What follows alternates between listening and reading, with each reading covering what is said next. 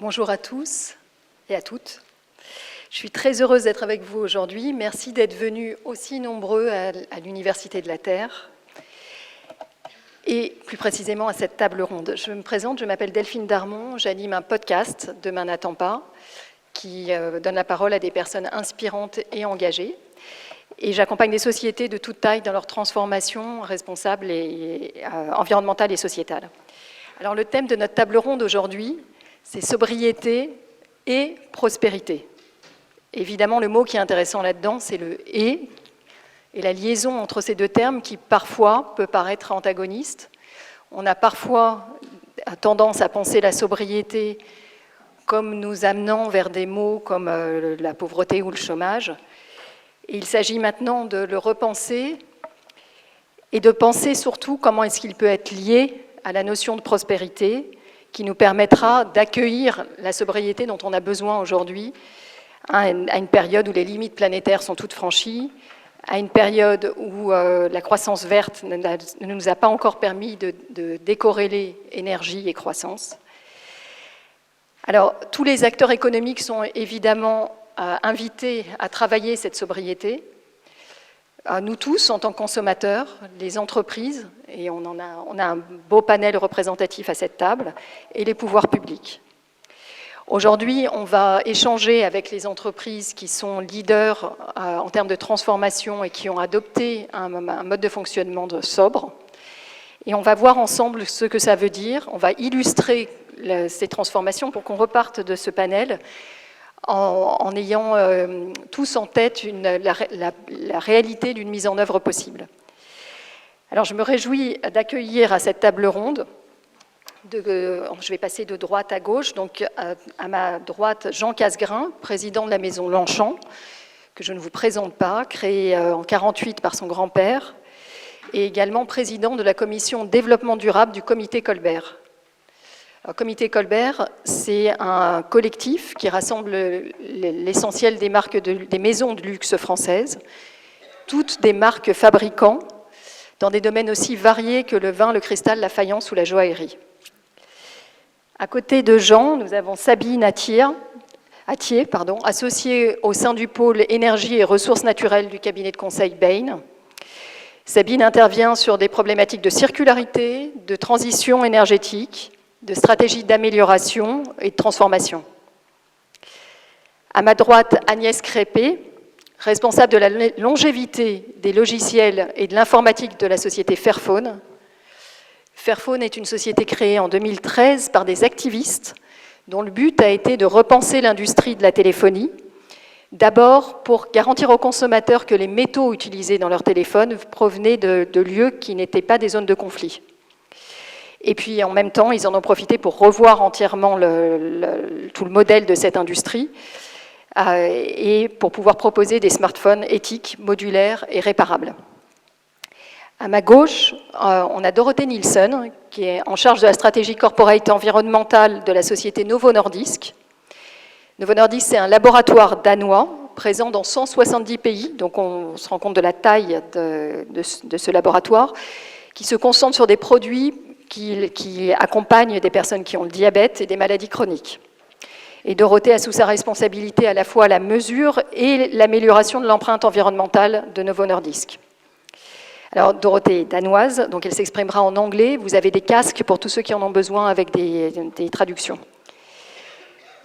À la gauche de Dorothée, nous avons Pierre Galliot, chef du service consommation de l'ADEME. Et Pierre traite des questions de la prévention de la production de déchets et des impacts environnementaux de la consommation. Donc on va beaucoup parler des changements du comportement de consommateur ensemble. Et last but not least, nous avons Gaël Lavaux, fondateur et CEO de Gazelle Tech, une start-up qui réinvente la mobilité en proposant des voitures électroniques qui font à peu près 40% de moins en termes de poids que la voiture électrique, les voitures électriques, pas électroniques, les voitures électriques standards. 40% de moins, c'est aussi 40% d'énergie en moins et, lors de l'usage, et aussi 40% de matériaux en moins pour la production. Donc tous ensemble, nous allons pouvoir échanger sur la mise en œuvre des politiques de sobriété dans ces groupes qui sont à la pointe de cette transformation Et puis, bien sûr, on va garder du temps pour vos questions, parce que je sais bien que vous êtes là pour participer. Ces échanges vont vous faire réagir, donc on gardera un quart d'heure pour vos contributions et pour vos commentaires.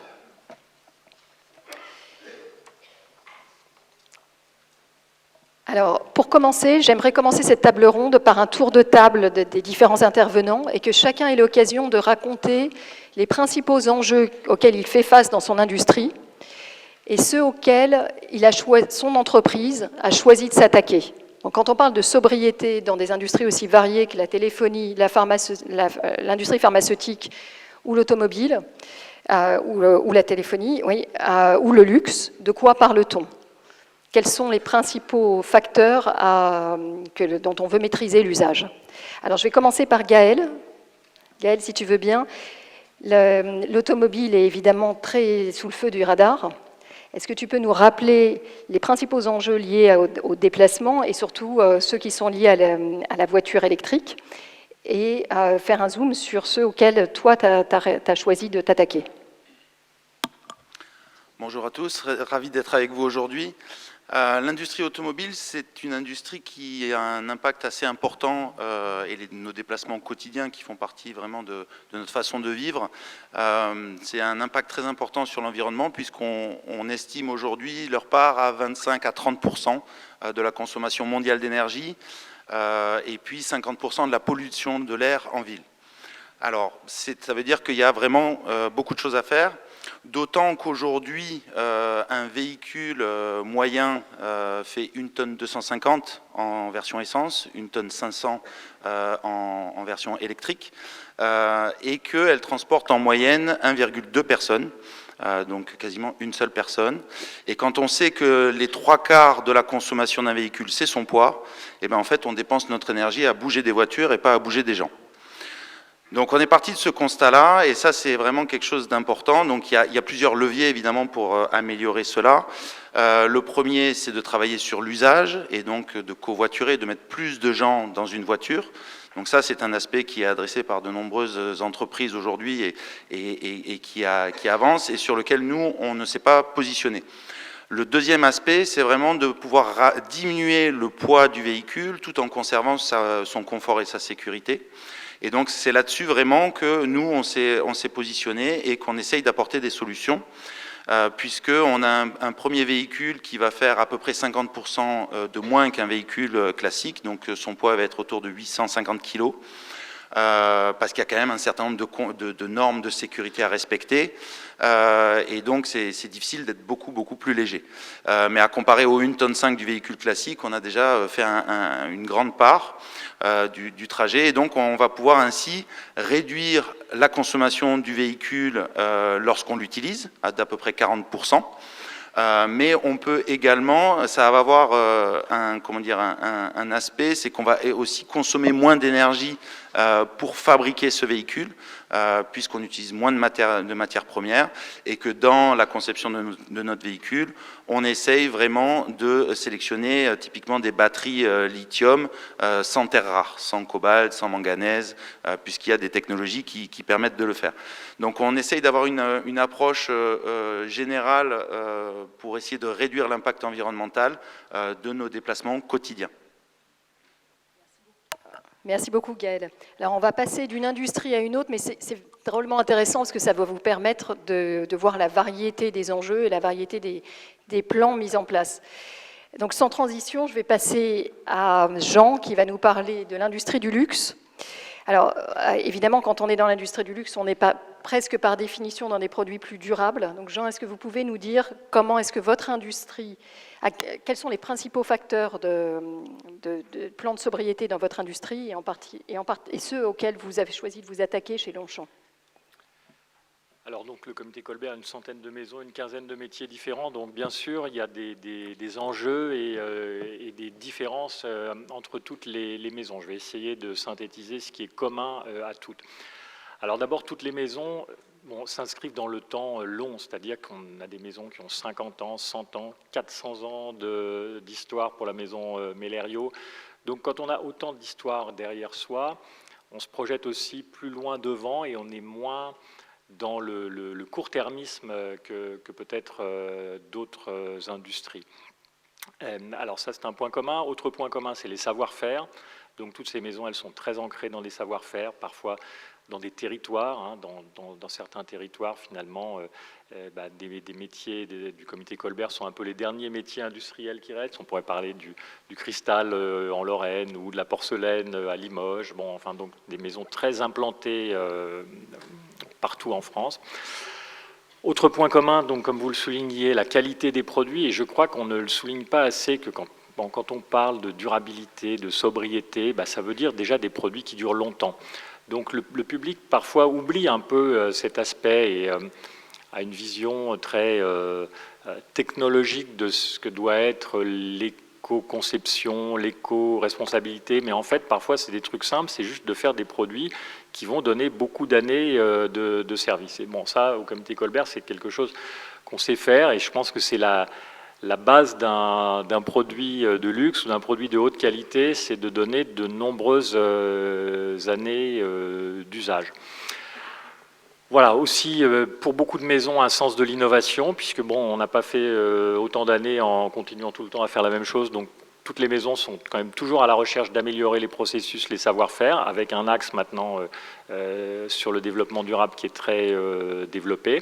Alors ça ne veut pas dire qu'il n'y ait pas des choses à améliorer, hein, parce que bon, par exemple, toutes les maisons du comité Colbert sont des maisons très internationales. Donc ça veut dire qu'ils vendent partout dans le monde et qui donc déplacent des produits, des personnes dans le monde. Et là, il y a certainement des voies et des moyens à rechercher pour optimiser et réduire l'impact carbone des transports des produits. Bon, après, on pourrait citer comme problématique commune à beaucoup de maisons aussi l'emballage. Hein. Bon, parfois, les produits ont beaucoup d'emballage et les maisons font aussi des efforts pour améliorer ce point. Voilà, en quelques mots, quelques enjeux communs à nous tous. Merci beaucoup, Jean.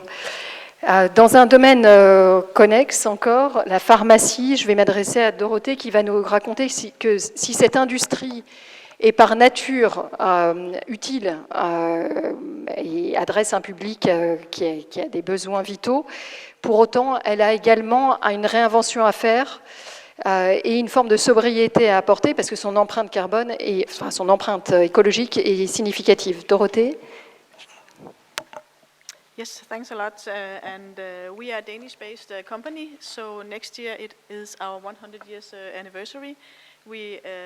Our main contributing to society is within healthcare. So we produce more than 50% of the world's insulin for diabetes. So you can say it is in our DNA to bring value to society in the terms of the medicine that we... Closer? All right, I start over. It's just because I can hear myself, so I take this off, and maybe that will work better. All right, so we are in a Danish-based healthcare company, been in the business for more than 100 years. We have a 100 years anniversary next year. And of course, the business we are in itself provide value for society. So we produce more than 50% of the world's insulin for defeat diabetes and also other serious chronic diseases. So you can say in essence that this is of course the value we bring to society, but that also comes with a footprint. So in order for us, of course, to work with that has been part of what we have been doing for many, many years. And lastly, you can say one of the biggest challenges we have is, of course, our CO2 emissions, which is a challenge for all companies, I would say. And then we have actually in 2020, then we realized that all our production facilities will run by renewable electricity. So having more than 10, you can say, global production units, that's actually something that we are quite proud of. Also, you can say in terms of how we deliver our products, then most of our products is liquid, meaning that we deliver that in a plastic pen, not in a pen like this, but it looks like this actually. And it's a single-use pen in most circumstances, and of course we need to figure out a good way to handle that plastic. So for us, it's a matter of carbon emission, it's a matter of plastic, but also it's a matter of when we produce, that we produce more with less. So that is why also all our production units have been working with optimizing the use of energy, the use of water, and creating less waste for many, many years. Yeah, I think I will pause there, and then I will go a little more into details later on. Thank you, Dorothée. L'intervention de Dorothée est importante parce que ça nous rappelle que même dans des industries qui sont extrêmement bénéfiques par nature, on a des transformations à mener et il s'y attelle. Je vais me tourner vers Agnès pour qu'elle nous parle de la téléphonie. Alors, la téléphonie, on a beaucoup plus en tête les enjeux de réduction d'empreintes. Agnès, est-ce que tu peux nous en parler et nous raconter comment Fairphone s'y attaque? Alors, quelques chiffres. Des téléphones comme ça, un peu plus petits, un peu plus gros, il y en a environ 16 milliards possédés aujourd'hui dans le monde. Donc 16 milliards, c'est plus d'hommes et de femmes sur Terre. Et sur ces 16 milliards, il y en a un peu plus de 5 qui finiront en déchets électroniques cette année, en 2022. Donc là, je cite un rapport du W3E. Et comment on en est arrivé là, sachant que pour celles et ceux qui ont possédé des téléphones il y a 15 ans, le Nokia 3310 avait une durabilité plus longue, avait une batterie qui tenait une semaine, etc. Donc on a voulu effectivement condenser dans un seul téléphone beaucoup de technologies, qui fait que potentiellement l'obsolescence est plus présente, mais pas que. Aujourd'hui, on pense sincèrement chez Fairphone qu'il y a aussi une ambition de l'industrie à être moins durable, parce que ça rapporte beaucoup de vendre des téléphones. Aujourd'hui, la moyenne d'usage d'un téléphone, c'est 2 ans.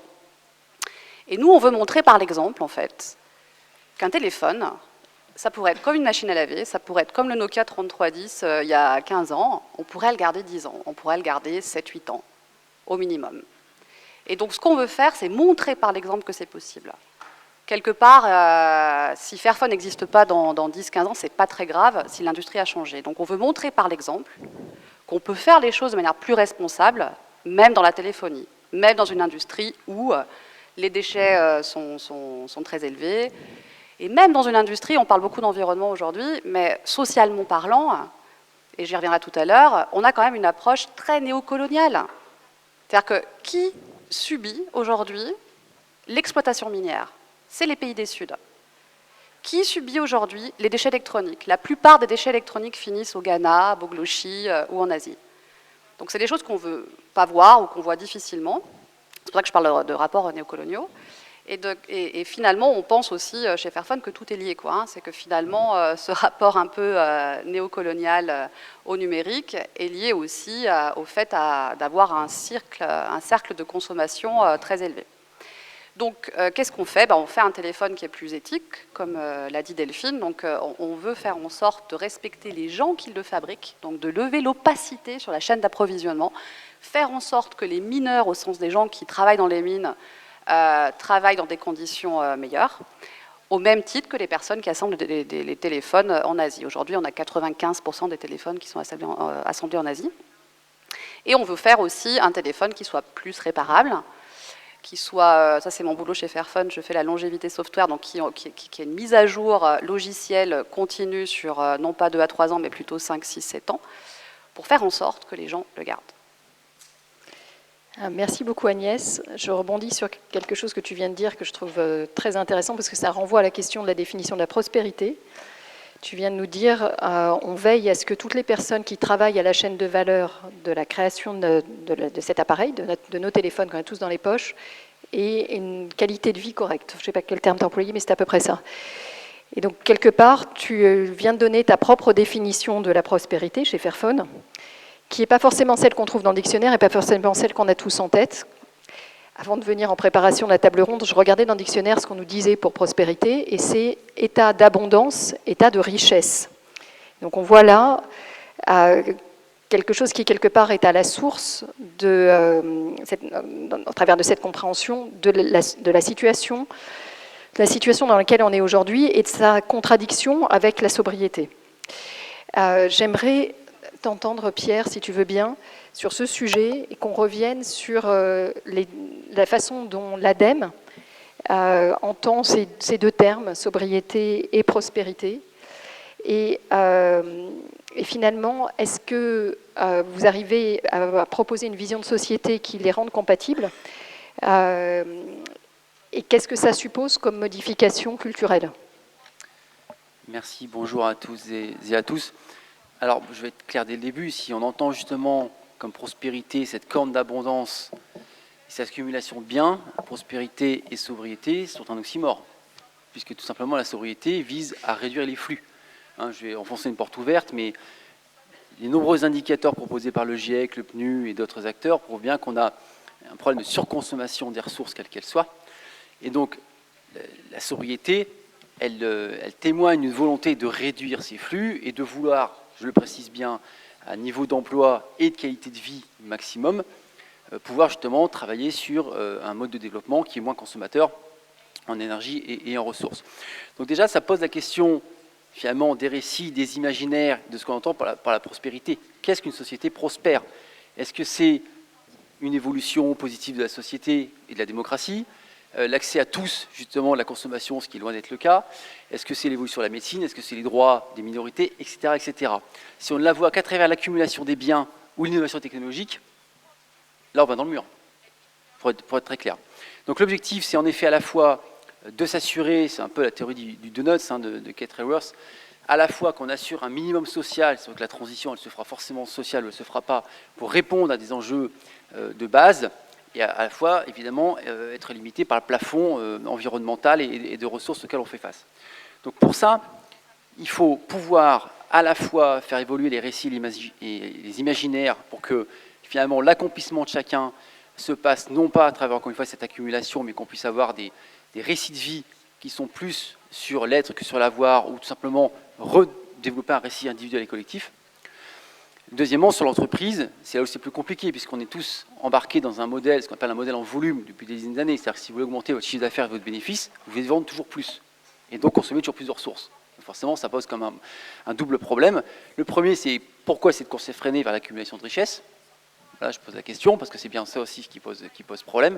Quand vous avez votre boulanger ou votre boucher dans votre quartier, bon, ben, il a sa zone de chalandise, il ne cherche pas à développer au-delà de ça, et puis il réussit à vivre correctement. Donc il y a quand même cette question aussi du dimensionnement de l'activité.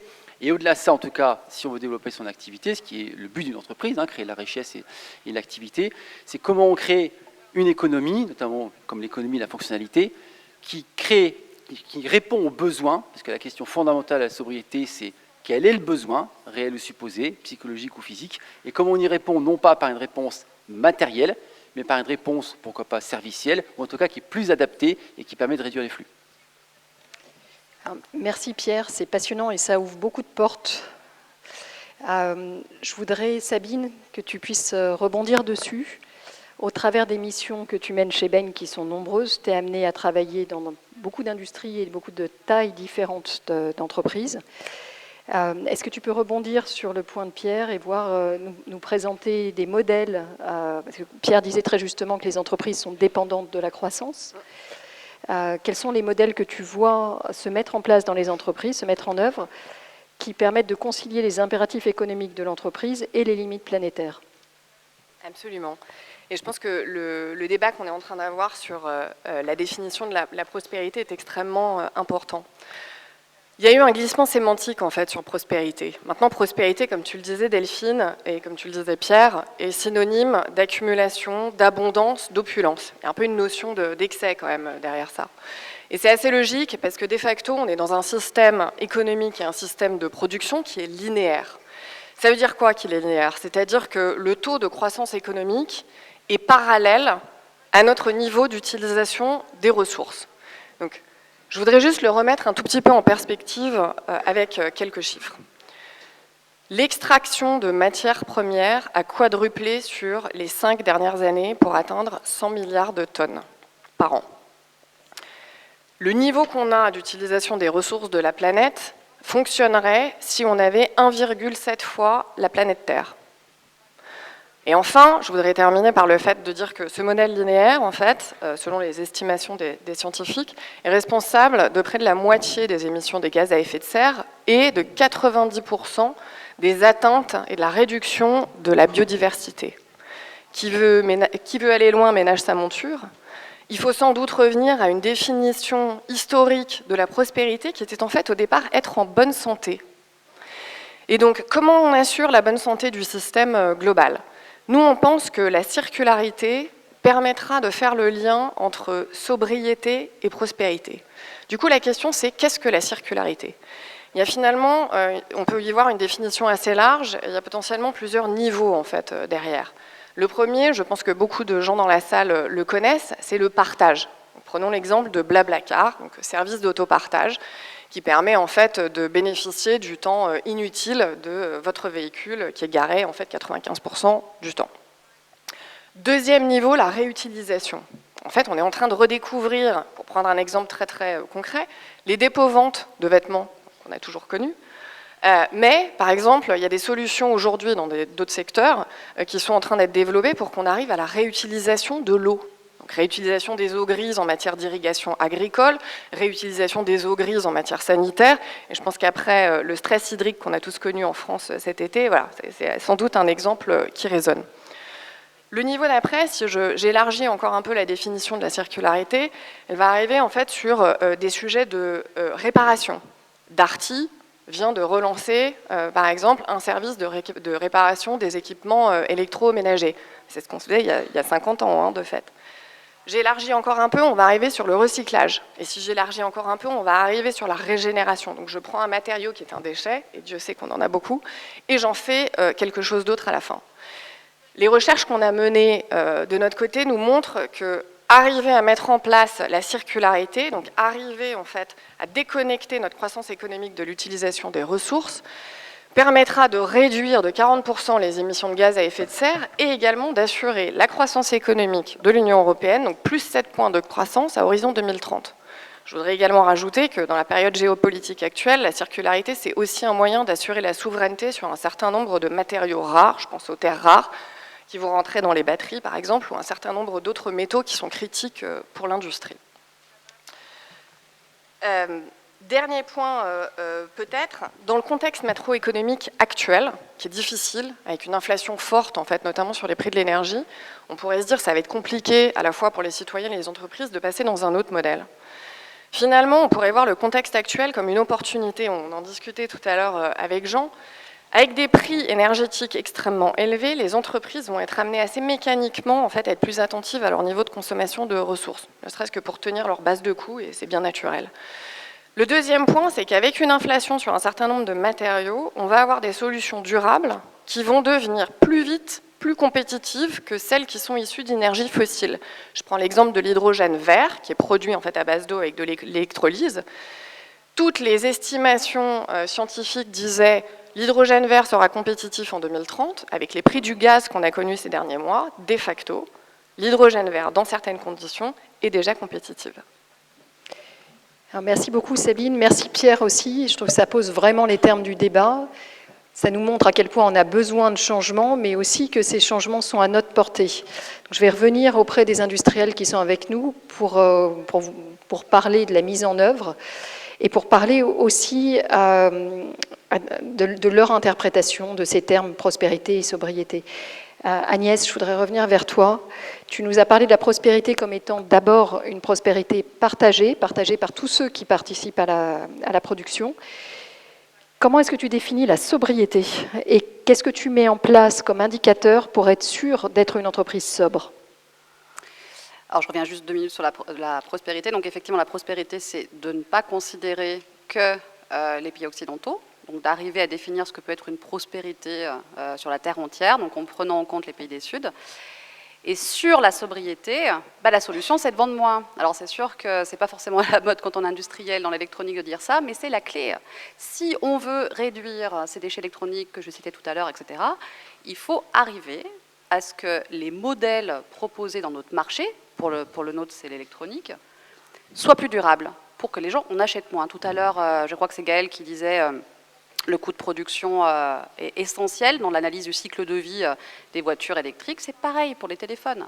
75% des émissions de gaz à effet de serre, c'est la production. Donc si on veut diminuer ce truc-là, il faut faire en sorte que les téléphones durent plus longtemps, pour que les gens en achètent moins. Donc nous, notre solution sur la sobriété, c'est de faire des produits qui durent, je l'ai déjà dit, par une réparabilité matérielle. Donc quand vous avez un Fairphone dans les mains, ce qui vous saute aux yeux, c'est que vous pouvez facilement changer l'écran, la batterie n'est pas collée. Il faut savoir qu'aujourd'hui, dans l'électronique, il y a de plus en plus de modèles collés. Vous allez dans un repair shop de quartier, vous voulez vous faire réparer votre téléphone, il est collé. Donc difficilement réparable. Et l'autre aspect, c'est la longévité logicielle dont j'ai déjà parlé. Sur les fameuses KPI, donc effectivement, si on prétend faire un téléphone qui dure, si on prétend qu'on respecte les gens dans la supply chain, il faut être capable de prouver que ça marche.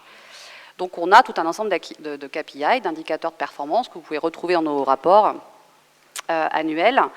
On mesure sur le terrain, ce qu'on appelle dans le field, le taux d'utilisation des téléphones. Donc on va être à 5 ans et demi. Au moins, et plus évidemment, mais en tout cas on s'engagerait actuellement sur à peu près 5 ans et demi d'utilisation des téléphones.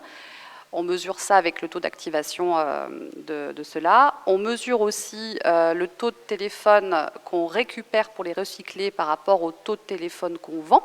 Donc on veut être 100% e-waste neutral, donc on veut faire en sorte, même si on ne récupère pas que des Fairphones, de pouvoir récupérer n'importe quel autre téléphone et de les recycler.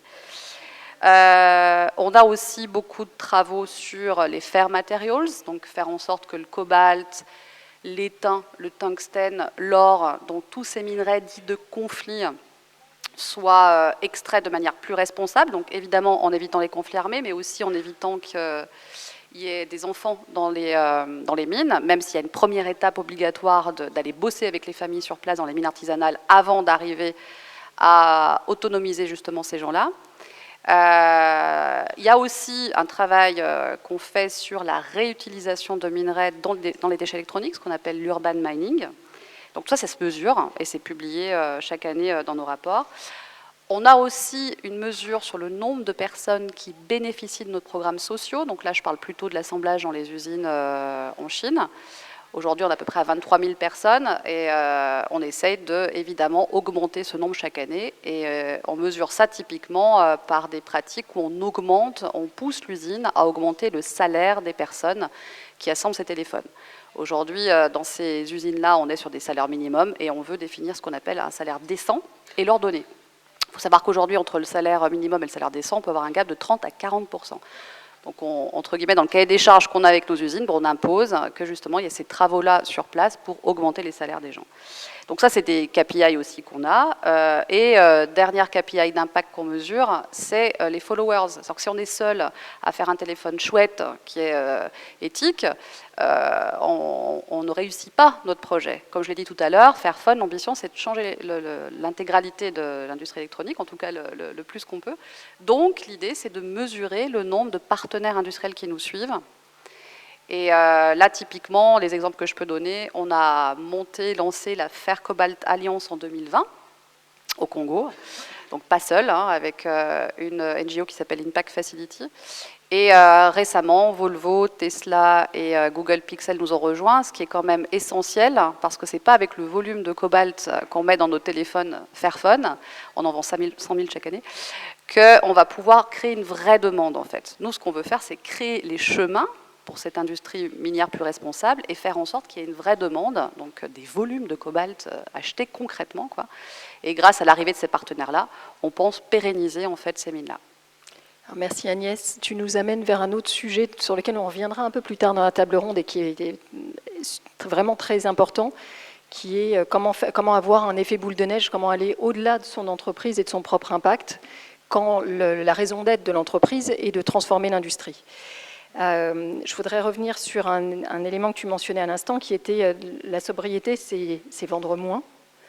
C'est que vos téléphones durent plus longtemps, qu'il y ait moins de réachats, et donc, pour une société, vendre à plus de clients, mais vendre moins par client. J'aimerais me tourner vers Gaël, qui est dans une configuration un peu spéciale, puisque Gaël est le fondateur d'une start-up avec des investisseurs derrière. Je serais curieuse d'entendre la façon dont toi tu peux entendre cette volonté de sobriété avec un actionnariat qui est différent et des investisseurs qui certainement t'imposent d'autres contraintes. Effectivement, comment dire, le cœur du projet de GazelTech, c'est vraiment comment dire, de fournir les moyens de se déplacer de façon plus respectueuse de l'environnement. Et donc, moi, j'aime bien le terme de sobriété choisie, qui fait que vous allez pouvoir vous déplacer, mais il faut quand même il faut un minimum de confort et de sécurité. Tout ça, donc ça, c'est vraiment le cœur de notre projet. Et donc, les investisseurs qu'on sollicite pour soutenir notre développement sont forcément en phase avec ça. Mais comment dire, un investisseur, son travail à lui, c'est de faire, comment dire, c'est de faire fructifier de l'argent. Donc si jamais vous lui présentez un projet qui est super bien, qui va créer plein d'emplois et tout ça, mais qui ne va jamais rapporter d'argent, en fait, vous n'aurez jamais les moyens de développer votre innovation. Et donc il y a toujours un équilibre à trouver entre l'impact sociétal, environnemental que vous souhaitez avoir, et les contraintes de rentabilité des gens à qui vous allez demander de l'argent. Et donc ça, c'est un exercice qui est pas toujours simple, mais qui se développe de plus en plus, et on a de plus en plus de fonds d'investissement à impact qui arrivent. Mais pour être tout à fait clair, l'écosystème de ces fonds d'investissement est encore naissant, et donc pas simple à vraiment, enfin pas suffisant en tout cas pour financer l'ensemble de ces développements et des projets tels que le nôtre. Mais voilà, il faut vraiment, donc du coup, il y a toujours aménagé à la fois la rentabilité future de l'entreprise et l'impact environnemental qui est quand même au cœur de ce qu'on fait. Et donc voilà, c'est un exercice un peu d'équilibriste, et malheureusement, vu aujourd'hui le prix comment dire, de la tonne de CO2 tel qu'il s'est défini sur le marché, on n'a pas, comment dire, ça ne fournit pas vraiment davantage, enfin l'amélioration de l'impact environnemental ne se traduit pas en vrai avantage concurrentiel en termes de prix. Voilà. Parce qu'on pourrait très bien imaginer avoir des solutions très vertueuses mais plus chères à produire, mais qui pourraient bénéficier de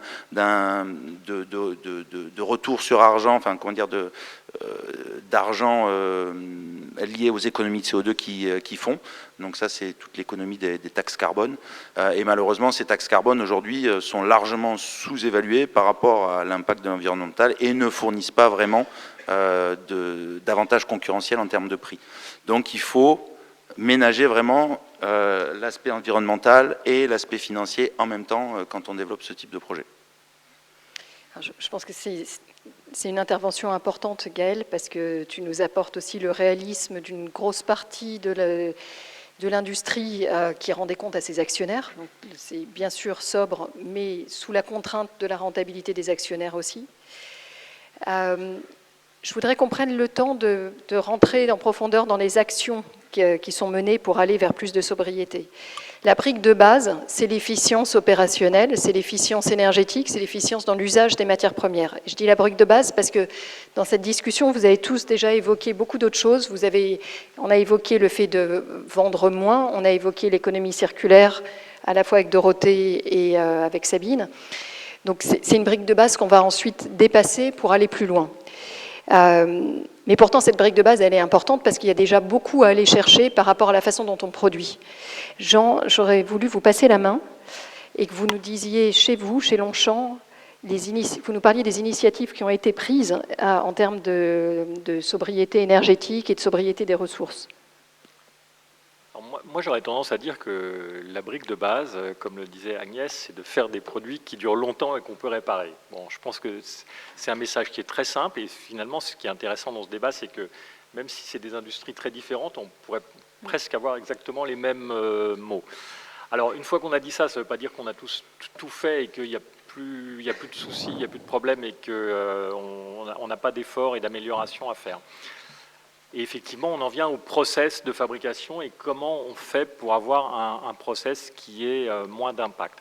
Alors, je voudrais, pour ne pas rester dans les généralités, je voudrais vous donner l'exemple d'un de nos produits. Peut-être que certains d'entre vous connaissent ce sac qu'on appelle le sac pliage.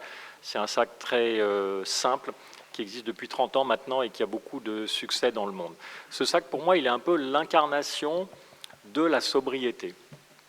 Pourquoi? Parce qu'il est d'une extrême simplicité. Et je crois que ça, si vous voulez, c'est le point de départ, c'est la conception.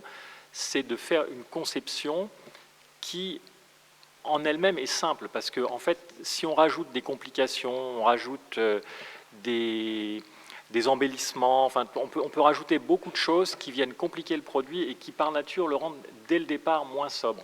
Donc, quand ce sac il a été designé il y a 30 ans, par mon père, qui n'avait pas du tout à l'époque sur son radar le sujet d'impact carbone ou d'éco-responsabilité, mais qui avait un état d'esprit qui était celui de l'artisan et du designer. Donc l'état d'esprit de l'artisan, c'est j'utilise de belles matières, je les aime, je les respecte, je n'aime pas les gâcher. Et le designer, il a une espèce de graal qui est de concevoir des produits qui sont beaux, originaux, mais simples en même temps. Et c'est très difficile. C'est plus difficile de designer un produit simple que de designer un produit compliqué. Donc, dans cette recherche, voilà, il a conçu ce sac qui est un simple morceau de toile polyamide plié en deux, avec quelques morceaux de cuir pour faire les poignées et une fermeture éclair pour le fermer. Donc, partant de ça, on avait déjà une base de départ, si vous voulez, d'un produit qui était en lui-même à très très faible impact. Bon, et on a essayé d'aller chercher plus loin pour l'améliorer. On a revu tous les composants. Donc, par exemple, la toile polyamide, maintenant, elle est entière. C'était du polyamide vierge. Pendant 30 ans, ça a été du polyamide vierge. Maintenant, c'est du polyamide recyclé. Alors, ce n'est pas encore parfait, mais c'est déjà mieux que du polyamide vierge. Le cuir provient maintenant entièrement de tanneries qui sont certifiées par un organisme qui s'appelle le LWG, qui vérifie en particulier d'autres choses aussi, mais la qualité environnementale des tanneries dont il vient. On a revu la fermeture à glissière, dont la tresse maintenant est aussi en polyamide recyclé. Le petit bouton pression comprend du métal recyclé. Bon, on a été à fond. On a revu l'emballage. Et puis, on a revu aussi les modalités de fabrication. Alors, nous, Longchamp, on fabrique en France, pas seulement en France. On fabrique aussi en Asie, par exemple. Et puis, avant, on avait des produits qui faisaient la navette entre la France et l'Asie, des matières premières qui partaient d'un côté, qui revenaient. Bon. Donc, aujourd'hui, on est en train de régionaliser notre production, de réserver à l'Europe les produits fabriqués en Europe, à l'Asie les produits fabriqués en Asie. Et ça, l'impact est très, très considérable. Donc, ce n'est pas des choses qui sont absolument révolutionnaires, ou ce n'est pas des technologies renversantes, mais c'est une recherche systématique de tous les endroits de la chaîne où on peut aller chercher des améliorations. Voilà un exemple concret de projet, qui a vraiment un projet à échelle aussi, parce que ce n'est pas juste un démonstrateur où, si vous voulez, on vous montre un prototype qui est très sexy, qui est fait en bananier ou en champignon, ou en je ne sais pas quoi, mais qui en vrai n'existe pas, que vous ne pouvez pas acheter, et qui va peut-être seulement donner quelques mois d'usage parce que c'est des matériaux qui ne sont pas aussi bons que ça. La particularité aussi de ce projet, c'est qu'on n'a fait aucun compromis sur la qualité ou la durabilité du produit. C'est-à-dire que la beauté du polyamide recyclé, c'est que c'est exactement la même chose que du polyamide vierge à la fin. Il n'y a aucune différence sur l'usage et sur la durabilité. Mais ça coûte plus cher pour le moment. Voilà. Alors, merci Jean. Vous nous rappelez qu'il y a aussi beaucoup de bon sens, parfois des révolutions, mais ça commence d'abord par du bon sens et de la recherche systématique d'optimisation produits, matières, process, sur lesquels on a déjà beaucoup à aller gagner dans les entreprises par rapport au mode de fonctionnement historique. C'est un travail que vous avez fait sur le long terme, parce que c'est un changement pour une organisation qui est déjà en place depuis quelques décades. Avec Gaël, on a quelqu'un qui s'est construit en étant nativement efficient. Gaël, je voudrais que tu nous montres, que tu nous fasses le pendant start-up de quelqu'un qui n'a pas eu à transformer son produit ou ses process, mais qui s'est pensé comme étant efficient par essence. C'est vrai que moi je suis passé par les grands constructeurs, les petits constructeurs avant de pouvoir lancer ce projet GazelTech, et c'est vrai qu'on a la chance de pouvoir partir d'une feuille blanche.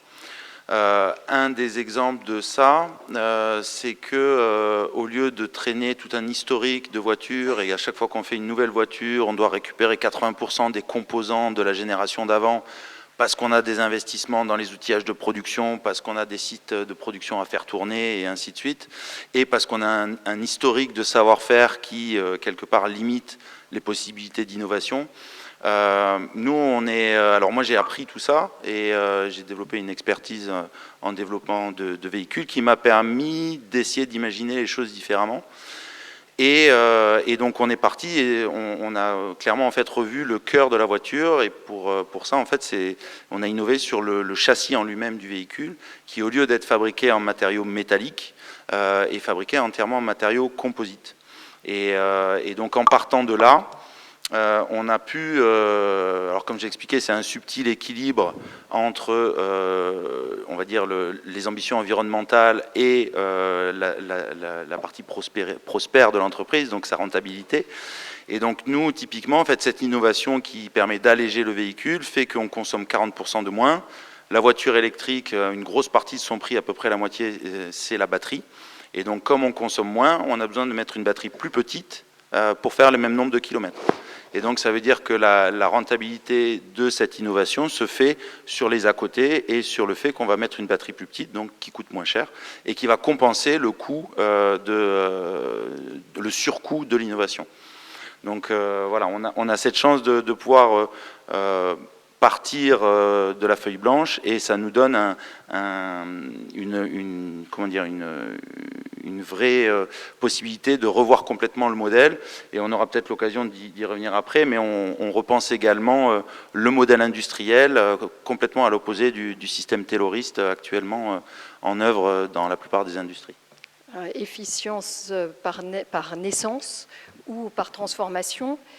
Mais là, on parle vraiment d'efficience dans l'utilisation des matières premières et des énergies. Je disais tout à l'heure, c'est un peu la brique de base. Il y a aussi des choses qui nous permettent d'aller plus loin et certains d'entre vous penseront certainement qu'il est indispensable d'aller plus loin car on ne fait qu'un bout du chemin par l'efficience. On a évoqué ensemble quelques-unes des modalités. J'aimerais revenir sur le sujet de l'économie circulaire. On a la chance d'avoir avec nous Dorothée qui a mis en place dans Novo Nordisk une véritable transformation d'entreprise pour s'appuyer sur de l'économie circulaire. Dorothée, est-ce que tu peux nous en parler? Yes, thanks a lot. So our environmental strategy is called Circular for Zero. That in essence means that we would like to have zero environmental impact by implementing circular economy. So we do truly believe that circular economy is the lever to reach a zero environmental impact. And as was just put forward by Sabine, then of course you can translate circular economy in different ways. The way we have done it in Novo Nordisk is that it's kind of threefold.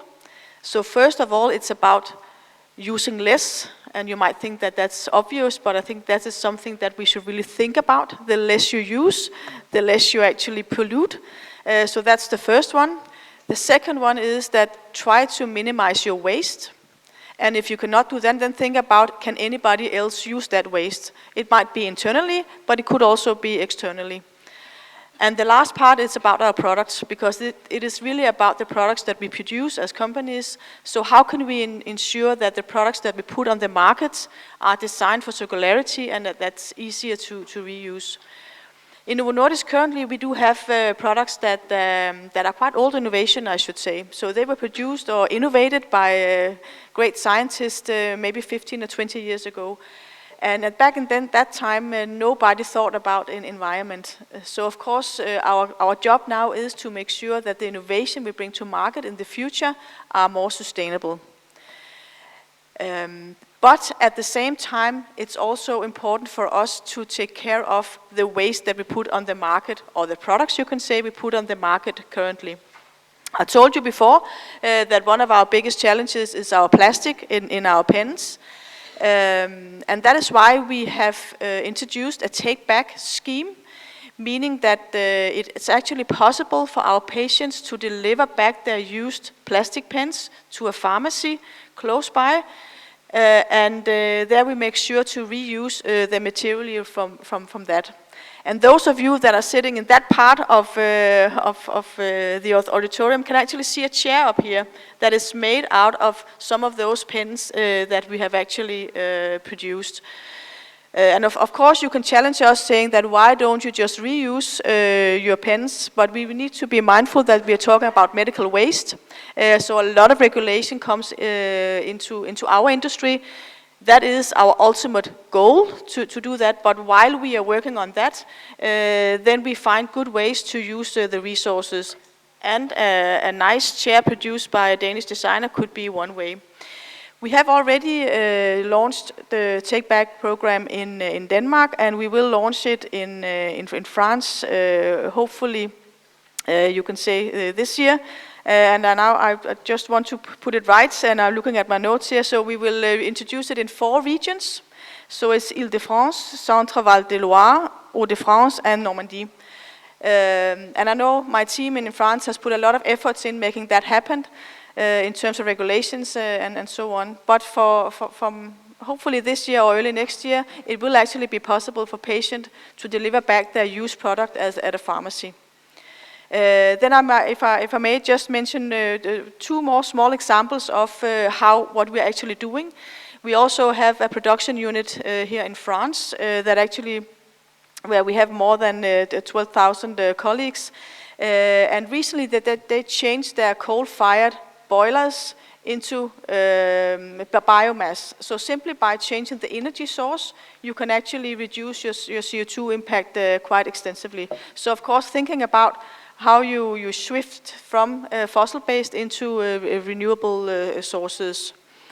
One last point is that it's good that we can do things on our own, but more importantly, that we can work together. So I want just to bring up a small example from Denmark, where we have the world's largest industrial symbiosis. And that symbiosis actually consists of more than 20 companies that have worked together for the past 50 years. So long before anybody talked about circular economy, just because it makes good sense. So what they are doing is that they actually use each other's waste to produce new products or as a resource. So what you see here is an industrial symbiosis, 50 years old, where we have more than 20 different waste streams working across companies. So this is a matter of that we are in this together, and the only way that we can actually succeed here is that not work alone as a company, but really in it together. Thank you, Dorothée. Je trouve cette intervention très importante parce qu'elle nous rappelle la réalité de la mise en œuvre de l'économie circulaire. L'économie circulaire, on en parle beaucoup, mais en fait, on ne sait pas vraiment ce qu'il y a derrière, comment on le met en place pour de vrai. Ça nous rappelle que c'est une économie de la collaboration. Ça ne marche que parce qu'une entreprise fait des partenariats de long terme avec des entreprises de son secteur ou d'autres secteurs et que les déchets de l'un deviennent des ressources pour l'autre. Je pense que cet éclairage était vraiment important. J'aimerais faire rebondir à la fois Sabine et Pierre sur les différents modèles qui permettent d'aller plus loin en termes de sobriété et sur, peut-être en commençant par toi, Pierre, pour nous parler aussi de l'acceptation ou pas par les consommateurs. Est-ce qu'aujourd'hui, on a une société qui est prête à devenir une société plus sobre ? Alors on a une dichotomie extrêmement forte entre les enquêtes qui disent que tout le monde est prêt à y aller et la réalité des faits. J'ai pas vu de baisse de vente de produits neufs ou de réduction des flux de manière générale, parce qu'en général, voilà, on se déclare forcément pour l'environnement, parce qu'en général c'est une chose positive et valorisante. Cela étant dit, il y a une autre difficulté, c'est comment on fait. J'ouvre une porte qui est le fait qu'on est bombardé plusieurs centaines de fois par jour, voire plusieurs milliers de fois par jour, par des publicités qui vous poussent à consommer, avec une facilité évidemment d'achat extrêmement importante, et un modèle économique, je reviens là-dessus, qui fonctionne par une vente de plus en plus importante en volume. Voilà, donc le consommateur, il veut certainement faire des efforts, mais il a cette difficulté-là. Donc ce qu'on essaie de faire passer comme message, c'est éviter le renouvellement trop fréquent, l'accumulation. On a fait une opération qui s'appelait Oser changer. On a accompagné 20 foyers pour les accompagner. Quand même 4 à 5 jours de consultants pour accompagner ces foyers-là. C'est quand même pas rien, il faut prendre par la main. Majoritairement, c'était les femmes du foyer qui faisaient l'effort, par ailleurs, petite remarque. Et donc, c'était comment je fais le constat de tout ce que j'ai chez moi comme bien, et comment je fais pour me désintoxiquer des achats, et comment je fais après en fait pour donner, revendre, et faire en sorte que quand il y en a un qui rentre, il y en a un qui sort, etc. Énorme difficulté. Il y a limite le mot difficulté, le mot souffrance même qui sont apparus. Parce qu'il y avait une émotion dans les objets, dans la façon de faire qui était extrêmement complexe. Alors en plus, quand la personne, en l'occurrence la femme du foyer, devait gérer pour le mari, pour les enfants, et donc avec sa charge mentale pour tout le monde, c'est encore plus compliqué. C'est important de le signaler. Et on avait par exemple des chiffres assez extraordinaires.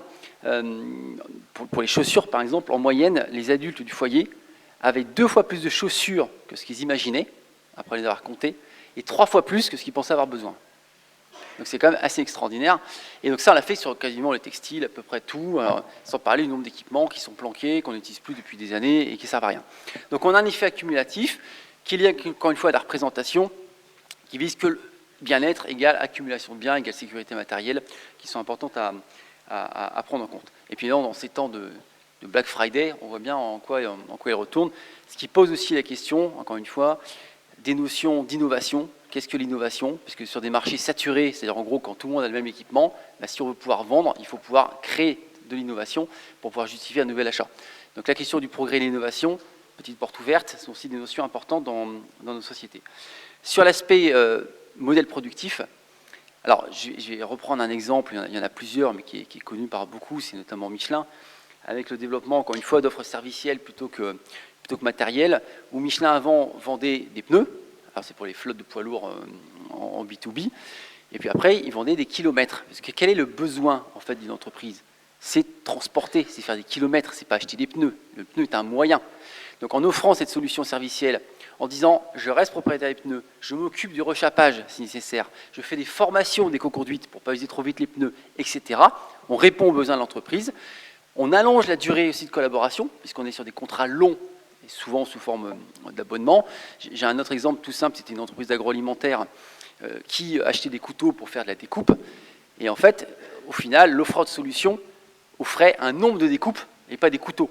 Ce qui est intéressant, c'est qu'en restant propriétaire du bien matériel qui permet de répondre à la solution, j'ai intérêt à ce qu'il dure plus longtemps, j'ai intérêt à l'entretenir, parce qu'évidemment, chaque fois que je le change, j'ai des charges supplémentaires. Donc on sort de la relation purement volumique pour entrer dans cette solution qui vise encore une fois à proposer non seulement une réponse aux besoins plus pertinente, mais qui ne passe pas par cet aspect purement volumique. Dernier point, un point, je crois que c'est Gaël qui l'a abordé tout à l'heure, mais il faut bien faire la différence, encore une fois, entre la sobriété qui pourra s'imposer à nous, il faut dire les choses très clairement, on voit aussi sur l'aspect énergétique, le choix de société qu'on pourrait faire collectivement, et puis encore une fois la sobriété subie, qui n'est pas la sobriété, qui est la précarité. Et c'est aussi important de le rappeler, on fait face à différents composants de la société, des groupes sociaux, qui ne vivent absolument pas de la même façon, évidemment, cette notion-là. Quand vous parlez de sobriété à des gens qui ne peuvent pas se chauffer, qui ne peuvent pas manger, qui ne peuvent pas se déplacer, bon, ils ne vous écoutent pas et on peut bien le comprendre. Et à la fois d'autres qui peuvent évidemment considérer que c'est un choix personnel, mais qu'on peut se permettre quand on répond, dans la pyramide de Maslow, aux enjeux premiers que sont la sécurité, se nourrir, se vêtir, etc. Donc il faut aussi qu'on ait ce sentiment aussi collectif de se dire qu'est-ce que la sobriété, qu'est-ce que l'effort qu'on peut apporter pour justement répondre différemment à ces besoins, et surtout que c'est une notion, pour finir, qui apparaît beaucoup dans nos enquêtes, c'est la notion d'égalité. C'est-à-dire que tout le monde est prêt à avancer à partir du moment qu'on constate qu'il y a une égalité dans les efforts. Efforts proportionnés en fonction de sa situation et en fonction du rôle que jouent l'État, les collectivités, les entreprises, et évidemment les citoyens et les citoyennes. Merci Pierre, tu nous ramènes à la notion de transition juste, qui est un enjeu très fort et qui est en fait au cœur de ce débat sobriété-prospérité. Tu nous as beaucoup parlé du passage du produit au service comme étant une des voies, en plus de la circularité et en plus de la réduction de la consommation, pour pouvoir exercer une pression moins forte sur les ressources naturelles. Sabine, rapidement, est-ce que tu veux rajouter quelques exemples en sus de ceux mentionnés par Pierre? Très très vite, parce qu'on a déjà dit beaucoup de choses. Sur la partie modèle de consommation, je pense que voilà, c'est une histoire de choix, chaque citoyen en fonction de ses moyens, on se le disait, qui peut à la fin voter avec son porte-monnaie. S'agissant des modèles de production et les modèles productifs, La bonne nouvelle, c'est que nous, quand on interroge en fait les grandes entreprises et leurs exécutifs, c'est que, bon, évidemment, les problématiques RSE, elles sont en haut de l'agenda. On a plus de la moitié d'entre elles qui considèrent que devenir plus circulaire, c'est un impératif maintenant. En revanche, il faut aussi se rendre compte qu'on est au début du chemin. Ceci étant dit, moi j'ai beaucoup d'espoir en fait quand je vois des nouveaux acteurs qui arrivent sur le marché, et là on a plein de très beaux exemples. Je vais vous en donner quelques autres, donc on a parlé de Blablacar tout à l'heure, mais en fait ces exemples d'acteurs qui vont considérer les déchets des uns comme étant une ressource, un actif caché en fait qu'on va pouvoir exploiter. Phoenix, qui est une start-up française, et qui en fait se bat pour valoriser le taux de casse des supermarchés. Donc le taux de casse, c'est les produits que les gérants d'hypermarchés doivent retirer des rayons parce qu'ils sont trop proches en fait de la date limite de consommation ou parce qu'il y a eu un petit accroc sur le packaging. Et donc Phoenix, ils ont développé une plateforme pour que les particuliers qui habitent à côté ou les associations qui ont besoin de s'approvisionner en fait en produits alimentaires puissent le faire auprès de ces supermarchés. Je trouve que c'est vraiment une belle initiative. Autre exemple, dans le domaine qui n'a rien à voir de la construction, EcoDrop. La construction, c'est une des industries les plus génératrices en fait, de déchets, et vous avez dû le voir sans doute dans des reportages récemment, il y a un sujet de qu'est-ce qu'on fait de ces déchets, et surtout éviter qu'ils aillent en décharge sauvage.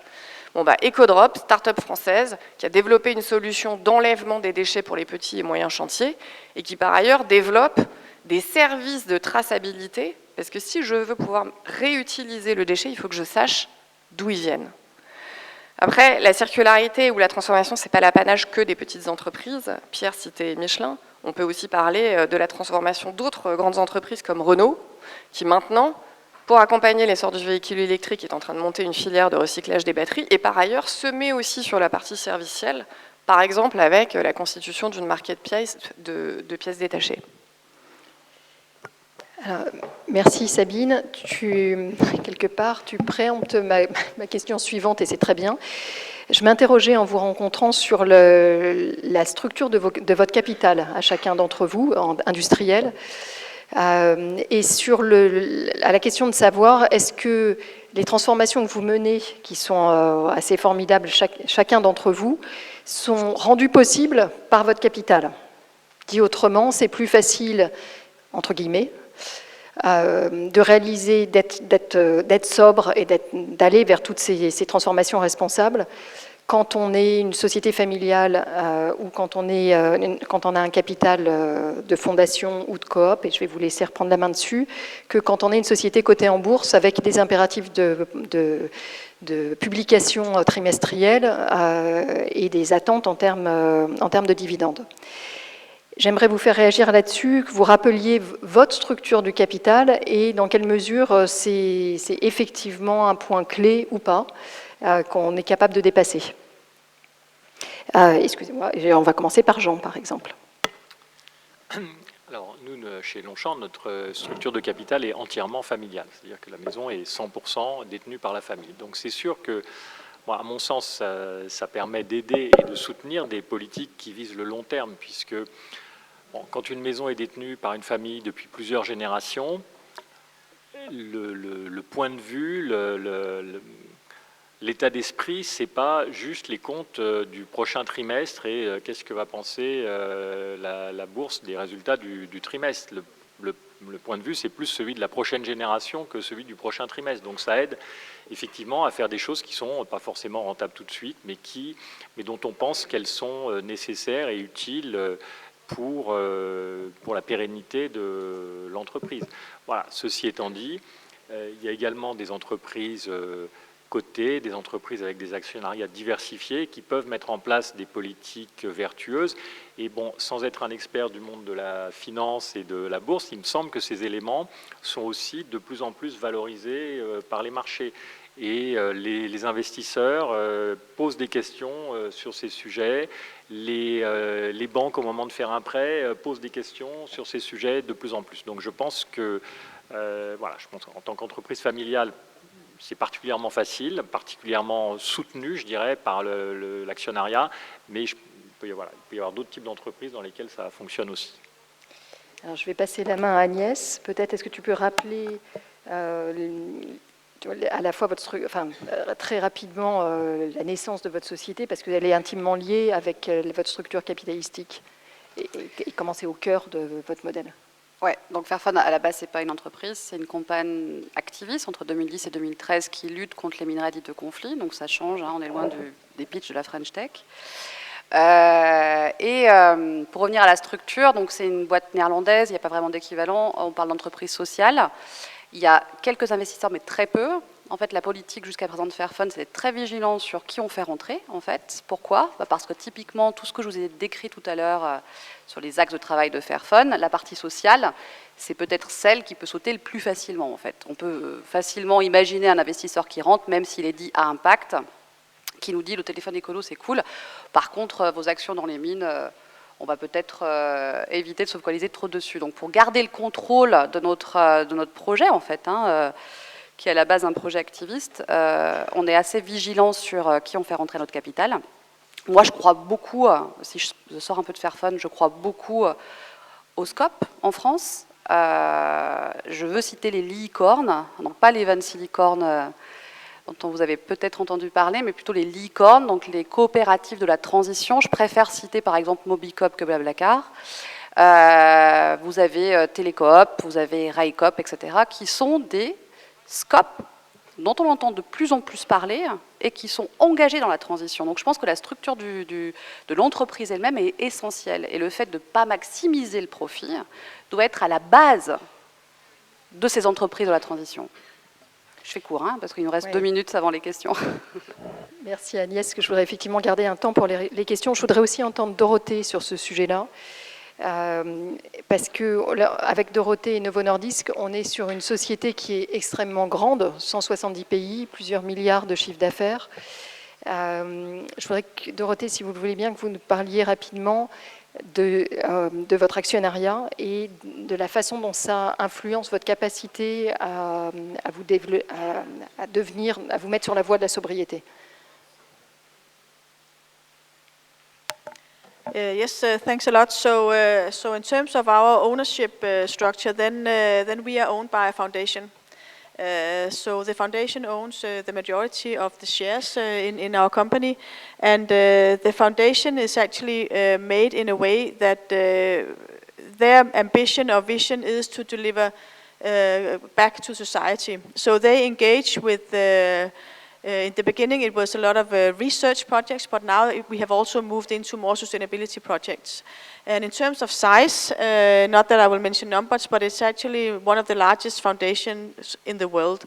So of course you can say that gives a huge impact in what we can give back to society as a company, but also as a foundation. And I think that's for the long-term perspective works very, very well. You can say we are also listed in the stock exchange, so we also have a short-term kind of horizon. So of course we do have an obligation to deliver back to our shareholders. But I would say that for the majority of our thinking, our DNA and what we deliver back to society, that's actually rooted back in the ownership or the foundation structure. We are also getting questions from investors, and we can see also moving more into the space of environmental and social issues. So of course that's another key stakeholder that we need to also be transparent towards. Thank you. Donc on le voit à cette table, on a quand même une société très large mais détenue par une fondation en partie. Une société qui s'apparente plus à une coop dans une version française, une société familiale.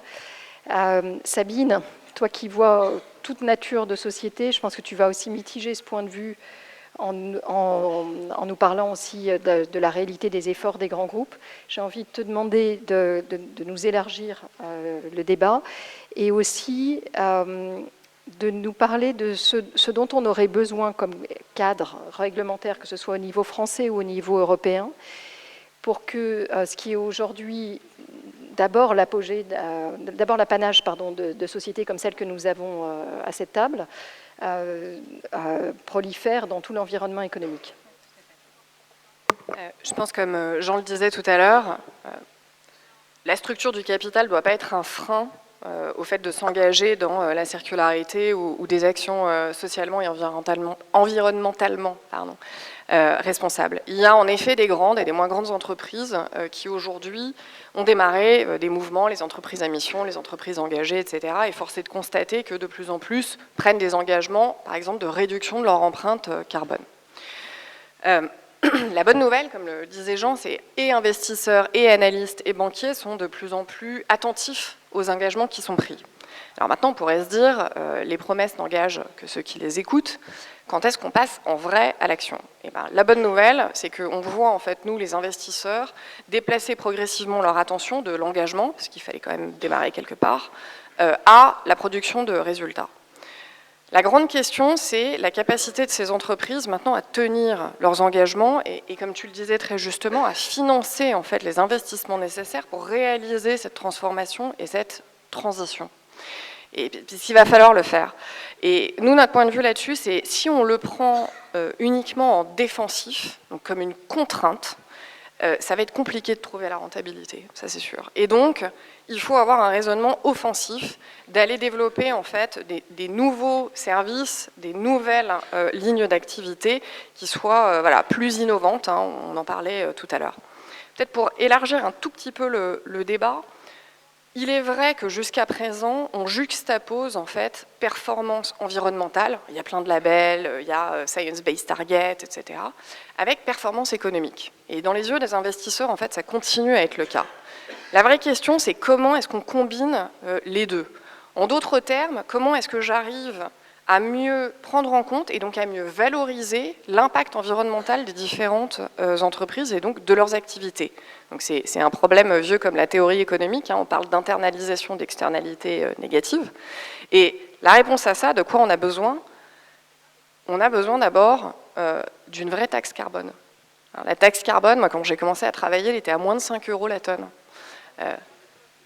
Il y a 20 ans, ou quasiment. Maintenant, elle est à 90 €. Alors c'est beaucoup mieux. Mais en fait, quand on regarde le prix des solutions innovantes et le coût de la transformation, il faudrait, ou en tout cas on estime, qu'il faudrait que la tonne soit à 120, 150 €. Donc il y a encore de quoi faire. Et là, on est juste sur le carbone. On pourrait aussi parler de la taxe aux frontières. On discutait tout à l'heure de comment est-ce qu'on évite d'exporter nos émissions. Comment est-ce qu'on assure aussi un traitement plus égalitaire avec les fournisseurs qui, quand ils sont en Europe, ont une contrainte environnementale plus forte? Je vais m'arrêter là.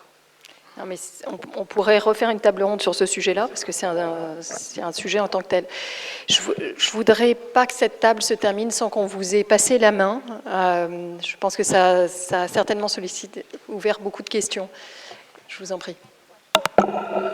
Bonjour, merci beaucoup pour la qualité des interventions. Vous m'entendez?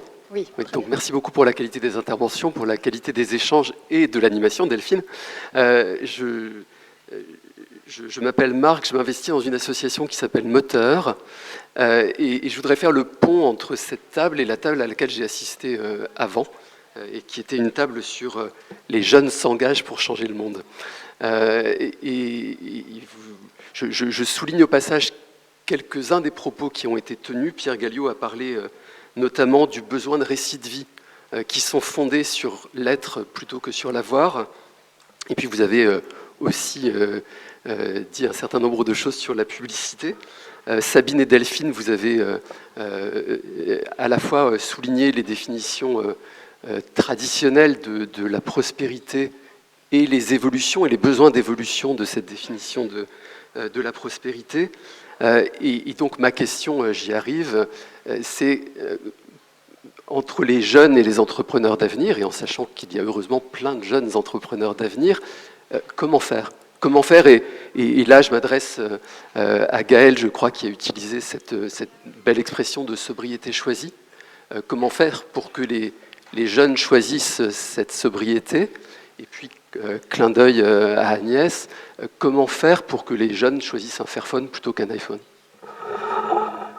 Alors, merci Marc pour ta question. Je vais peut-être la passer à Pierre, parce que d'abord, je pense que le sujet de la sobriété choisie, sobriété subie était un sujet que tu levais. Et je pense qu'il y a peut-être deux sujets derrière. C'est les jeunes comme jeunes arrivant sur le marché de l'emploi et il y a jeunes consommateurs qui viennent nous remplacer comme consommateurs. Et pardon, la vraie question, je pense, c'est la question de l'éducation. Comment faire pour que les jeunes soient éduqués, non pas par la publicité à la consommation, mais éduqués à une sobriété joyeuse et à une prospérité qui ne soit pas seulement l'accumulation. Très bon sujet, Ouais. et c'est effectivement un sujet pour Pierre. Merci beaucoup. Bon, vous l'avez bien dit, encore une fois, il y a la question de la norme sociale et de ce que c'est que réussir sa vie quelque part, ou bonheur, ou on peut élargir comme ça.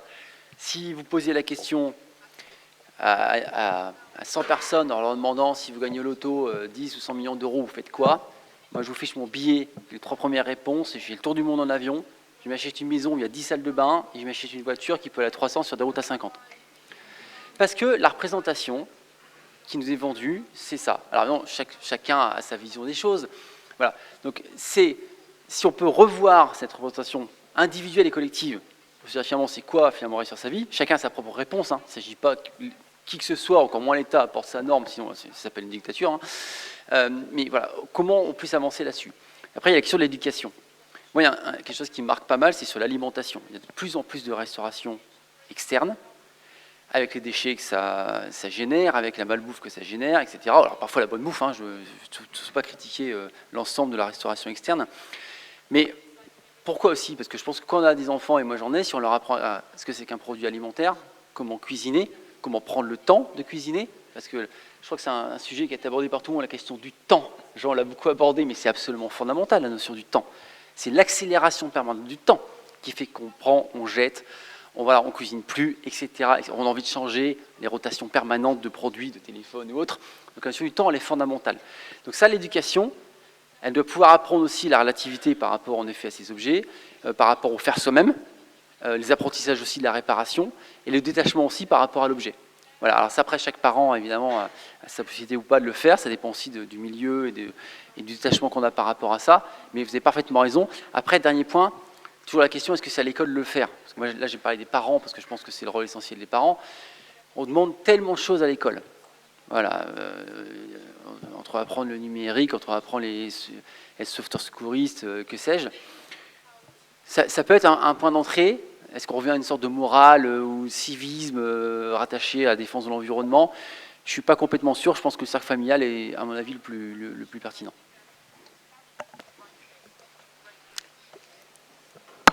Alors moi j'en reviens au titre, faire mieux avec moins. Alors quand je vous entends, c'est Pierre, voilà. Et quand on entend en fait beaucoup de personnes en fait qui sont plutôt affiliées au parti écologiste, on a l'impression que le moins est forcément une forme de décroissance. Alors qu'en fait le moins peut s'inscrire avec la notion du luxe qui est la durée. Moi par exemple je suis issue de milieu modeste, mais j'ai toujours considéré que j'étais trop pauvre pour consommer fast. Donc, j'ai toujours acheté des produits plutôt de luxe et de plus en plus avec mes moyens, etc. etc. Je n'ai pas besoin de changer mon téléphone quand il n'est pas cassé. Enfin, ce que je veux dire, c'est que c'est un comportement. Et donc, il y a une révolution, pour moi, culturelle à faire. Évidemment que la publicité a un rôle, mais pas seulement. Et par ailleurs, j'ai l'impression aussi qu'il y a un vrai dialogue qu'il faut nourrir avec la population, parce que finalement, quand on regarde les sondages et quand on voit la pression de la population sur la classe économique et politique, on a l'impression finalement que la population est assez prête. Elle est prête idéologiquement, théoriquement, mais est-ce qu'elle est prête à faire tous les efforts qui vont avec, à savoir, si jamais vous vous mettez à produire mieux, donc plus durable, donc vous inscrire dans un temps long, clairement ça coûte plus cher. Et donc comment est-ce qu'on s'organise pour que les gens acceptent d'en payer le prix? Et pour conclure, comment est-ce qu'on s'organise? Parce que dans les sociétés, on va dire du Sud, je suis influencée forcément par la culture africaine, parce que je suis d'origine africaine, même si j'y ai jamais vécu. Mais n'empêche que le sens du partage, le sens du soutien, la société de la vulnérabilité chère à Cynthia Fleury. Pourquoi est-ce que, par exemple, dans les endroits pauvres, les gens ne se réunissent pas, ne se coalisent pas pour faire un budget alimentaire, acheter en commun, partager, cuisiner ensemble? Pourquoi est-ce que... Et puis il y a le poids des lobbies aussi. Par exemple, pour les habitats, la question d'isolation. On préfère maintenir des gens dans des, on va dire, dans des logements, franchement, difficile à vivre, alors qu'on pourrait parfaitement utiliser la logistique, le préfabriqué, qui fonctionne très bien, qui peut même être très esthétique, qui est très rapide en réalité à réaliser. Pourquoi on ne le fait pas? Parce que les lobbies traditionnels de l'immobilier refusent de perdre leur précaré. Donc il y a plein de choses à faire, il faut juste, au bout d'un moment, accepter de se dire qu'est-ce qu'on peut faire en commun et qu'est-ce qui relèvera finalement du choix individuel. Merci beaucoup pour cette question qui, quelque part, fait le pendant de celle de la question précédente de Marc. On a parlé d'éducation et là, quelque part, vous parlez de culture. Donc, je suis désolée, Pierre, ça retombe sur toi. Regardez en plaisir. En fait, il y a même 4 ou 5 questions en même temps.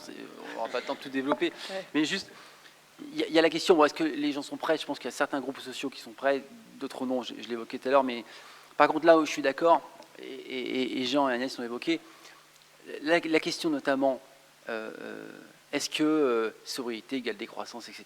Nous, on ne rentre évidemment pas là-dedans. Enfin, c'est pas un sujet. On a fait des scénarios qui s'appellent Transition 2050 à l'ADEME, où on montre que quel que soit le scénario qui va de la sobriété choisie, mais bien costaud, jusqu'à la solution purement technologique, ça amène de toute façon du PIB au sens où il est actuellement, c'est la création de richesse. Mais ça veut dire aussi quoi? Ça veut dire qu'on peut créer de l'emploi localement grâce à cette boucle locale d'économie circulaire, parce que le remploi, c'est l'emploi, c'est l'insertion aussi. La réparation, c'est l'emploi, non délocalisable. Donc on a des solutions locales pour justement valoriser et créer de l'emploi et de la compétence. Ça, c'est un point important. Et puis, vous l'avez évoqué aussi, il y a la question consommation responsable, mais qui y a accès? Parce qu'il est clair qu'il y a des produits. Alors, encore une fois, un produit, s'il répond à des enjeux environnementaux et sociaux, il a un coût minimum. Voilà, ça c'est sûr, c'est d'acheter un produit qui vaut 3 fois rien. Il y a un moment donné, il y a des droits sociaux ou environnementaux qui n'ont pas été respectés. Enfin, c'est une règle quasi générale. Donc, mais comment les populations qui n'ont pas d'argent peuvent accéder à ces produits-là? Parce qu'une fois qu'on a dit ça, c'est quand même bien gentil. Et donc ça pose la question des chèques verts, comment on fait éventuellement pour redistribuer. Et globalement, la redistribution des richesses, pour qu'il n'y ait pas des exclus d'une consommation responsable, puisque dans ce cas-là, la consommation responsable, ça devient la non-consommation, et on revient à la précarité derrière. Voilà, je me tais pour ne pas prendre plus longtemps la parole. Gaël, je crois que tu voulais ajouter quelque chose. Oui, je pense que c'est une vraie question, et je pense qu'il faut probablement reprendre les besoins à leur base pour apporter des solutions. Typiquement, est-ce qu'on a besoin aujourd'hui, je vais prendre l'exemple de la voiture, mais qu'une voiture soit connectée dans tous les sens et tout ça? Revenons aux besoins de base. J'ai besoin d'aller d'un point A à un point B. Et je pense que si jamais on fait cet effort-là, alors qu'il n'est pas simple et tout ça, mais chacun d'entre nous, quand on consomme, je pense qu'il faut qu'on apprenne à se poser ces questions-là, de quoi j'ai vraiment besoin. Et forcément, si jamais je réduis mes attentes, ça ne peut avoir qu'un effet vertueux. Pour aller plus loin et voir un peu comment est-ce que ça pourrait s'organiser effectivement pour donner accès effectivement à ces innovations ou à ces solutions vertueuses également, pas qu'aux pays développés et occidentaux. Je pense que ça fait écho et nous on a fait tout un travail sur le partage de la valeur ajoutée. C'est-à-dire que aujourd'hui, on a tous un modèle industriel en tête qui est le modèle tayloriste, qui est le seul, qui a complètement déshumanisé le travail en le segmentant et avec un bonhomme qui sert 15 boulons, l'autre qui met 15 bouchons et puis toute la journée, avec donc des gens qui ne voient pas le sens de ce qu'ils font, avec des troubles musculo-squelettiques qui arrivent dans tous les sens, et puis avec toute une organisation derrière dont le coût n'est jamais vraiment évalué, mais qui vient contrôler ce que font les gens. Et qui concentre la pollution et tout ce qu'on veut dans des grosses usines qui vont ensuite, avec de la logistique et encore de la consommation d'énergie, distribuer tout ça dans le monde. Nous, ce qu'on fait, c'est qu'on pense que tout ça, c'est un peu daté et qu'il y a probablement d'autres façons de voir les choses et de proposer un modèle industriel différent. Et c'est pour ça que nous, on propose d'avoir un assemblage local de nos véhicules qui sera dans des micro-usines à base de containers aménagés, qui vont permettre justement d'installer ces micro-usines n'importe où, ça coûte quasiment rien, et ça permet de créer de l'emploi localement. Qui dit créer de l'emploi localement, dit également qu'on peut sourcer les composants localement, qu'on peut profiter du coût de la main-d'œuvre locale, donc dans des pays développés, avoir des pays un peu plus chers, dans des pays émergents, du coup des produits un peu moins chers, parce que la main-d'œuvre est moins chère. Et donc, je pense qu'il y a un vrai modèle industriel à réinventer qui peut nourrir cette juste répartition et mettre en œuvre, au-delà de la culture qu'il faut qu'on ait tous et qu'on se pose vraiment la question de quoi j'ai besoin quand j'achète quelque chose, je pense qu'il y a aussi tout un imaginaire industriel à réinventer avec des modèles de production alternatifs qui remettent l'homme au cœur de l'industrie. Merci beaucoup, Gaël. Alors, il y a beaucoup de questions. Il y en avait une ici, peut-être, qui attendait. Merci beaucoup pour cette table très intéressante. je promeux le vélo qui est à peu près le Fairphone de la mobilité. Steve Jobs disait que c'était l'iPhone, mais à partir de maintenant, je vais appeler ça comme ça. Et donc, je vais m'adresser à Agnès Crépet de la société Fairphone. Vous dites, en fait, tout ce qu'on n'entend pas habituellement des industriels, mon job, c'est de faire en sorte qu'on achète moins mon produit. Vous dites même, mon job, c'est de faire en sorte que le profit ne soit pas la base. Quand on promeut le vélo, ben en fait, les gens me disent toujours, mais en fait, vous cassez l'industrie. Vous cassez l'industrie de la voiture, vous cassez l'industrie soi-même. Et qu'est-ce que vous répondez à ça? Et je suis d'autant plus curieux de vous écouter que je viens d'écouter Gaël qui explique que, en fait, nous, on s'en sort parce qu'on fait des batteries qui sont moins lourdes. Donc, voilà, on gagne un peu d'argent comme ça. Mais j'ai l'impression que quand je vous écoute, tout est plus cher chez vous. Comment vous faites? Qu'est-ce que vous répondez à ça? Merci. C'est pas facile la réponse, visiblement. Non, mais je vais revenir sur justement la structure de la société, etc., les statuts coopératifs. En fait, quand vous avez une volonté qui n'est pas uniquement, un objectif d'entreprise qui n'est pas uniquement focalisé sur la rentabilité, tout change en fait. À un moment donné, moi j'étais pas au début de Fairphone, mais les fondatrices et fondateurs de Fairphone se sont posé la question en fait de la structure. Est-ce qu'on a vraiment besoin d'une entreprise? Pourquoi ils et elles sont sortis de la forme activiste? Parce qu'ils se sont rendus compte qu'il fallait être au cœur du business, etc., que ça pouvait être plus utile, mais il y a eu une vraie réflexion de savoir si ça valait le coup d'y aller. Et c'est pas parce qu'ils et elles y sont allés qu'il y a eu une ambition différente en fait. L'ambition c'était de changer l'industrie, c'était pas de faire du profit. Donc je pense que c'est vraiment, j'en reviens toujours à ce que je disais tout à l'heure, je pense que la structure coopérative, on a la chance d'avoir des statuts SCOP en France, etc., a un intérêt là-dessus. D'être très vigilant sur qui vous faites rentrer votre capital, c'est pour moi essentiel. Madame. Il faut appuyer sur le petit bouton rouge. Non, pas très bien. Prenez peut-être le micro d'à côté. Est-ce que là c'est mieux? Oui, c'est mieux. Madame Crépet, je reviens vers vous aussi si vous me le permettez. Oui. Dans les entreprises, vous avez un nombre considérable de téléphones portables. Donc, est-ce que vous pouvez aussi agir au sein des entreprises, c'est-à-dire faire en sorte que l'ensemble des collaborateurs peuvent changer, enfin, du moins faire perdurer leur téléphone portable et non pas le faire changer chaque année? Premier point.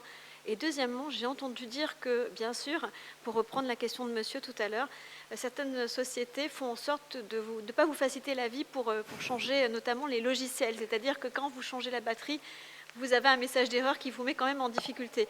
Est-ce que ces limites qui sont propres à certaines structures sont aujourd'hui, vous êtes en capacité de pouvoir les dépasser ou trouver une stratégie de contournement pour répondre à cette dimension? Je vous remercie de votre réponse. Alors, fast réponse. Donc la première, oui, donc tout ce qui est B2B, vente à l'entreprise, on en fait de plus en plus. Entre le Fairphone 1 et le Fairphone 4, c'est pas comparable. Aujourd'hui, on est à peu près à la moitié-moitié, quoi. Et évidemment que les entreprises sont de plus en plus volontaires à avoir ce genre de téléphone. Je ne cite pas que Fairphone, il y a des boîtes françaises qui font des choses aussi très bien, comme Crosscall. Et du coup, en fait, pourquoi ça coche la case? Parce que justement, grâce aux lois RIN, etc., les entreprises sont aussi forcées à avoir des choses plus responsables au sein du numérique de leur entreprise. Donc oui, le B2B marche de plus en plus, ce qui est une bonne chose. Et au niveau même rentabilité, sans parler de la loi RIN, ça peut être plus avantageux financièrement en fait d'avoir des choses réparables. Donc oui, il n'y a pas la question des entreprises est évidente et on fait beaucoup, on a investi beaucoup là-dessus. On a embauché des gens qui étaient spécialisés dans l'entreprise, on a payé des certifications pour que Orange, SFR nous distribuent pour arriver à toucher ce marché. Alors est-ce qu'on a des gens qui nous facilitent pas la vie? Oui. Moi, je suis membre d'un groupe de travail sur l'indice de réparabilité et de durabilité, qui est rempli industriel, et évidemment qu'on est un peu les seuls à défendre ce modèle de la réparabilité et de la durabilité par justement le fait de pouvoir changer facilement ses pièces soi-même, etc. Mais je pense que ça c'est vrai pour n'importe quelle industrie. Le lobbying est extrêmement fort, même si en Europe on est sur des directives éco-design et compagnie, les gens qui passent leur temps à essayer d'influencer ceux qui vont pondre les lois, c'est des lobbyistes. Moi, je suis seule à Fairphone à faire un peu ces groupes de travail en plus de mon job, quoi, à savoir shipper du software voilà, sur les téléphones. Il y a des lobbyistes à plein temps chez les concurrents. Donc, C'est difficilement comparable, mais la bonne chose, c'est qu'on invite faire fun. Voilà, moi je reste tout le temps optimiste dans le sens où potentiellement, ça serait plus triste qu'on ne nous entende pas.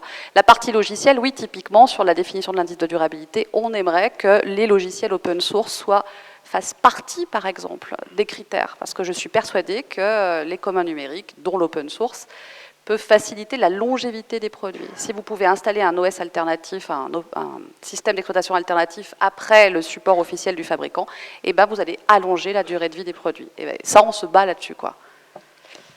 Merci Agnès. Je crois que c'est la fin de la... Exactement. Malheureusement, on ne va pas pouvoir prendre toutes les questions. J'en prends une dernière avant de conclure, parce qu'on doit libérer la salle.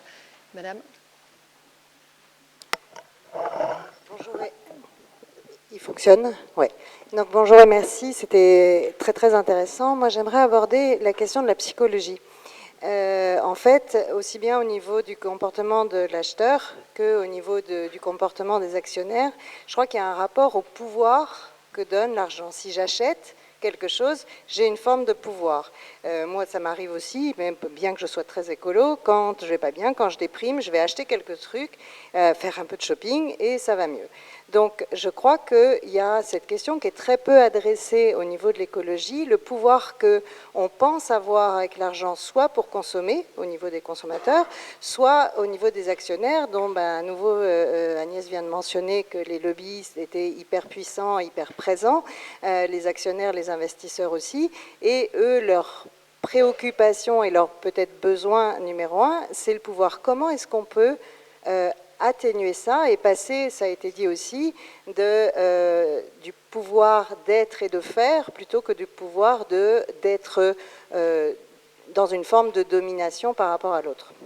Merci pour cette question qui pour moi fait écho à quelques autres questions qu'on a abordées avant. En particulier les deux premières qui parlaient d'éducation, qui parlaient du rôle des récits et d'une partie des réponses quand Gaëlle mentionnait notamment le besoin de revenir sur la notion d'utilité dans chacun de nos achats et le retour à ces valeurs-là, que ce soit au niveau de la transmission dans les familles, comme tu le disais Pierre, au niveau de nos choix individuels ou au niveau, comme tu en parlais Agnès, au niveau des entreprises. À chacun de ces niveaux-là. Je vais pas avoir le temps de repasser le micro parce que je pense que c'est un sujet qu'on a abordé par petits bouts. Je voudrais juste conclure d'abord en vous remerciant tous parce qu'effectivement c'était une table ronde avec des personnes d'abord très remarquables dans ce qu'ils peuvent chacun faire dans leur entreprise et aussi très, très représentatifs qui nous démontre la variété des entreprises qui sont engagées dans cette transformation, variété des secteurs, variété des tailles, et qui nous donne aussi la conscience qu'il est possible de bouger. Il y a beaucoup de lignes à franchir. Il y a un certain nombre de sujets qu'on n'a pas eu le temps d'aborder. Je voudrais juste en citer quelques-uns pour qu'on se quitte sur ces questions qui seront peut-être abordées dans d'autres tables rondes que vous aurez la chance de voir aujourd'hui ou plus tard. On n'a pas parlé des modalités de transformation dans les entreprises, et c'est un sujet très important parce que ces transformations sont un vrai changement de culture. Dorothée a abordé plusieurs fois la notion de partenariat et aussi chez Agnès l'importance d'amener un écosystème. Il y a l'écosystème et il y a la transformation. Comment on arrive à de la coélaboration avec l'intégralité des salariés pour embarquer cette transformation longue. C'est un sujet très important. Sabine avait évoqué les attentes qu'on a au niveau de l'État et au niveau de l'Europe d'augmentation du prix de la taxe carbone et d'intégration dans les prix des externalités. Je pense que c'est un vrai sujet qui peut s'étendre derrière au sujet plus général de nos indicateurs de performance à tous les niveaux.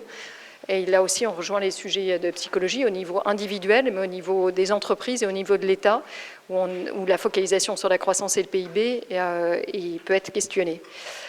Voilà, je voulais vous remercier à tous de votre présence.